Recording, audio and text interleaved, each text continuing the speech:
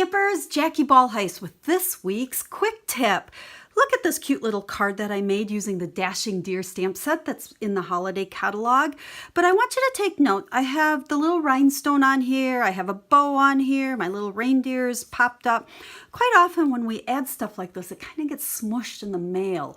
Or I've had rhinestones like pop off because, you know, they kind of will poke through your envelope, and post office doesn't like that. So my tip today, whenever you have cards that have embellishments on them or a bunch of raised up, just take an extra piece of cardstock. This is just a quarter sheet. It can be a coordinating color, it can be colored, it can be white, it can be vanilla, whatever, and emboss it with an embossing folder that's pretty detailed so that you've got a lot of texture going on there.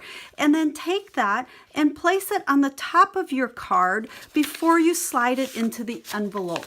That way those rhinestones aren't going to poke through and it will protect your card a little bit. And with it being embossed, that's what I think really protects those embellishments and the bumpy stuff on your card. So I hope you like that quick tip today and that it helps you protect your cards when you mail them.